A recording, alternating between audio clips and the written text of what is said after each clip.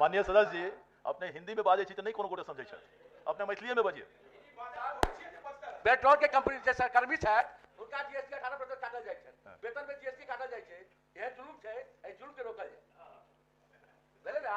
हां ठीक है, हो गेला कते बजे चलिए माननीय मंत्री। लिख लगे यार। सभापति महोदय, संविदा जो थर्ड पार्टी बेल्ट्रॉन के द्वारा थर्ड पार्टी के द्वारा उनका पेमेंट किया जाता है और संविदा शर्त में लिखा हुआ है कि उनको एक काटा जाएगा और सरकार को देय होगा, जो सरकार द्वारा दिया जाता है 9% केंद्र सरकार को 9% राज्य सरकार।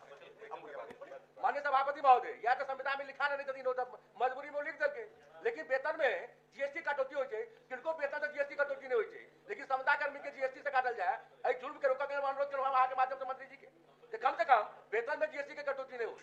माननीय मंत्री, आयकर जो आयकर के दायरे में आते हैं वो स्पष्ट रूप से परिभाषित है।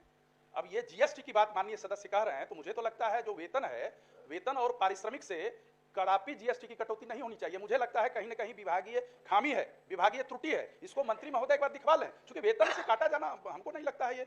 माननीय मंत्री महोदय, एक चीज शायद हम लोगों के ध्यान में बातें नहीं आ रही है कि वो वेतन में कटौती नहीं है और वेतन में कटौती करने का किसी को अधिकार नहीं है।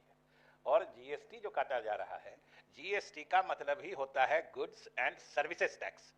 ये जो सर्विस प्रदाता होते हैं, जो सरकार को सर्विस दे के मुनाफा कमाते हैं, ये सर्विस जो वो प्रोवाइड करते हैं, सर्विस देते हैं, उस सर्विस पर टैक्स लगता है।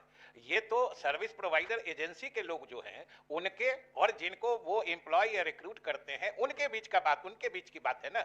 हम लोग तो सर्विस प्रोवाइडर से जीएसटी लेते हैं और सब लोग जानते हैं, सभी पार्टी के सभी दल की सहमति से, सभी सरकारों की सहमति से माल एवं सेवा कर अधिनियम पूरे देश में लागू हुआ है और इसको लागू करने के पीछे मंशा ही यही थी कि पहले हम लोग सिर्फ गुड्स टैक्स देते थे, बेचने का सेल्स टैक्स, वैट, ये सब था, लेकिन सर्विसेज जो सेवा प्रदाता है, आज तो कोचिंग जो सर्विस दे रहे हैं उन पर भी टैक्स लग रहा है, जो बैंक्वेट हॉल्स, मैरिज हॉल्स बनाए गए हैं वो जो सर्विस दे के मुनाफा कमाते हैं उस पर भी टैक्स लगता है। तो ये सर्विस पर टैक्स लगता है, न कि किसी के वेतन या किसी दूसरे चीज।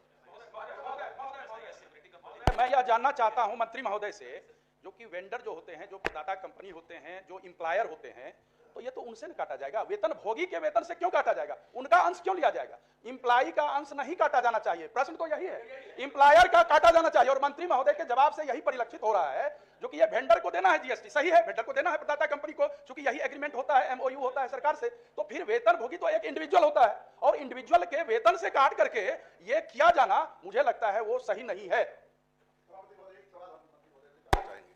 कि ये जो बेल्ट्रॉन से जो एम्प्लॉय को लिया गया है, उसके बेल्ट्रॉन द्वारा नियुक्त डाटा एंट्री ऑपरेटर का वेतन भुगतान जो हो रहा है 25,209 और उसमें जीएसटी काटा जा रहा है। जब सरकार बेल्ट्रॉन से एग्रीमेंट किया होगा तो इस डाटा एंट्री ऑपरेटर का वेतन भी फिक्स किया कि उसको ये वेतन मिलेगा।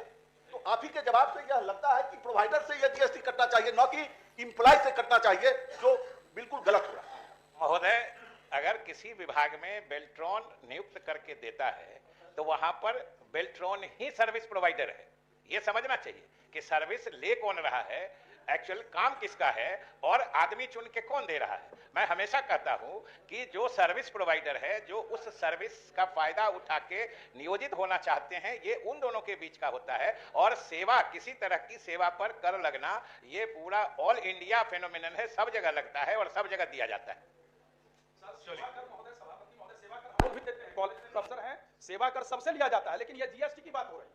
सेवा कर की बात नहीं है, सर्विस टैक्स को महोदय, सेवा कर वही सर्विस टैक्स तो जीएसटी है, गुड्स एंड सर्विसेज टैक्स, वही तो हम कह रहे हैं। पहले जो अलग अलग तरह के टैक्स लगते थे, जो सेल्स टैक्स था, फिर वो वैट बन गया, वैल्यू एडेड टैक्स बन गया, सर्विस टैक्स था, अलग अलग था, उन सबों को समाहित करते हुए एक जीएसटी बनाया गया है, जिसको वन नेशन वन टैक्स के जो मतलब दायरे में लाया गया है। अब अलग अलग टैक्स नहीं लगता है। महोदय, वो कंपनी पैसे कितने लेती है और जो एम्प्लॉय है उसको देती कितनी है, ये भी तो स्पष्ट होना चाहिए। हो सकता है वो पैसे सर्विस प्रदाता जो है वो ज्यादा पैसे ले रही हो और उनको कम दे रही हो।